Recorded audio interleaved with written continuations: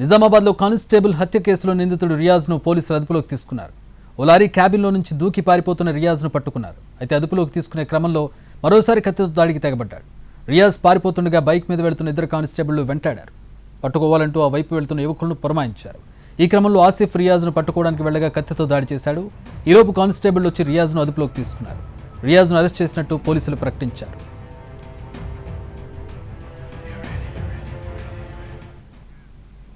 Constable హత్య కేసులో నిందితుని అరెస్టుకు సంబంధించి మరింత సమాచారం మా ప్రతినిధి బాలకుమార్ అందిస్తారు. సంచలనం సృష్టించిన నిజామాబాద్ సిసిఎస్ కానిస్టేబుల్ ప్రమోద్ హత్య కేసులో నిందితుడిని పోలీసులు అదుపులోకి తీసుకున్నారు. కొద్దిసేపటి క్రితమే పోలీసులు ధృవీకరించారు నిందితుడు తమ అదుపులోనే ఉన్నట్లు నిజామాబాద్ పోలీస్ కమిషనర్ సాయి చైతన్య ప్రకటించారు. ఉదయం నుంచి కూడా హైడ్రామా కొనసాగింది. నిన్న ప్రమోద్ హత్య చేసిన అనంతరం నిందితుడు రియాజ్ తప్పించుకొని పారిపోయాడు. అతని కోసం 9 బృందాలతో గాలింపు చర్యలు చేపట్టారు. అయితే సారంగపూర్ ప్రాంతంలో ప్రస్తుతం మనం ఉన్న ప్రాంతంలోనే నిందితుడు తలదాచుకున్నట్లు పోలీసులకు పక్కా సమాచారం అందడంతో ఈ ప్రాంతాన్ని అంతా కూడా పోలీసులు ఉదయం నుంచి చుట్టుముట్టారు. విస్తృతంగా తనిఖీలు చేశారు. ప్రతి పోలీస్ వెపన్ను పట్టుకొని చేతిలో కర్రలు పట్టుకొని ఈ ప్రాంతాన్ని అంతా జల్లెడ పట్టారు.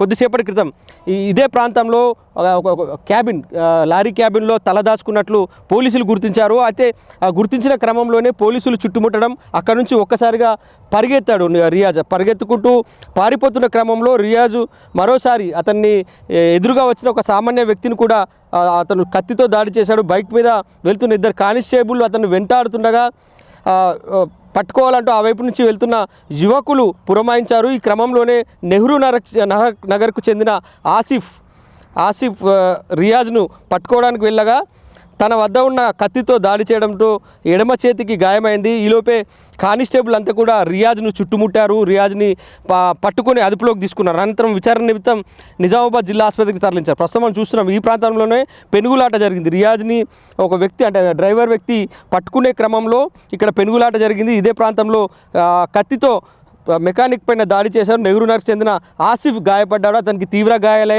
హుటాహుటిన ఆసుపత్రికి తరలించి చికిత్స అందిస్తున్నారు. ఈ క్రమంలోనే ఇతనికి కూడా గాయాలు కావడం అతన్ని పోలీసులు హుటాహుటిన ఆసుపత్రికి తరలించారు. మనం విజువల్స్లో చూస్తున్నాం. ఈ మెకానిక్ సంబంధించిన షెడ్డు ఇతనే వ్యక్తి, ఈ ప్రాంతం నెహ్రూ నగర్కి సంబంధించిన ఒక వ్యక్తి, ఈ మెకానిక్ ఈ సాయి ఆగ్రో ఎస్సీ ఆగ్రో అని ఇంజనీరింగ్ వర్క్ చేస్తుంటారు. ఆసిఫ్ ఇక నిందితుడిని పట్టుకునే క్రమంలో పోలీసులు కేకలేశారు అతను పట్టుకోవాలంటూ. సో రియాజ్ని పట్టుకునే క్రమంలో రియాజ్ అతనిపైన కూడా దాడి చేశాడు.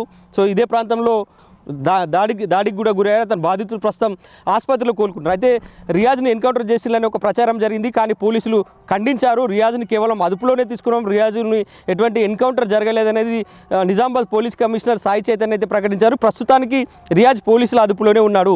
నిన్నటి నుంచి కూడా కానిస్టేబుల్ హత్య అనంతరం పారిపోయిన నుంచి కూడా ఇదే ప్రాంతం నిజామాబాద్ ప్రాంతంలోనే తలదాచుకున్నాడు. సారంగపూర్ నెహ్రూ నగర్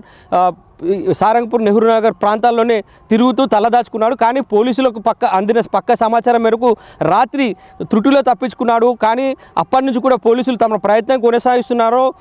ఆపరేషన్ రియాజ్ పేరుతోటి ఇదంతా కూడా జల్లెడ పట్టారు. ఈ ప్రాంతాన్ని ఎట్టకేలకు రియాజ్ని అదుపులోకి తీసుకున్నారు. ప్రస్తుతం పోలీసుల అదుపులో రియాజ్ ఉన్నాడు. ఇక కానిస్టేబుల్ హత్యకు సంబంధించి రియాజ్ని విచారణ కొనసాగిస్తారు. అనంతరం ముందు ఏ విధంగా ఉంటుందనేది చూడాలి. ఇప్పటికైతే కొద్దిమంది ఎన్కౌంటర్ చేశారని ప్రచారం జరుగుతున్నప్పటికీ నిజామాబాద్ పోలీస్ కమిషనర్ మాత్రం ఆ ఎన్కౌంటర్ వార్తల్ని ఖండించారు. ఎన్కౌంటర్ జరగలేదు, రియాజ్ని మాత్రం అదుపులోకి తీసుకొని కస్టడీలో ఉన్నాడు, విచారణ కొనసాగుతుందనేది మాత్రం పోలీస్ కమిషనర్ స్పష్టం చేస్తున్నారు. మొత్తం మీద ఉదయం నుంచి కూడా ఒక హైడ్రామా జరిగింది. రియాజ్ని పట్టుకునే విషయంలో దాదాపు 9 బృందాలు శ్రమించాయి. ఈ ప్రాంతాన్ని అంతా కూడా జల్లెడ పట్టారు.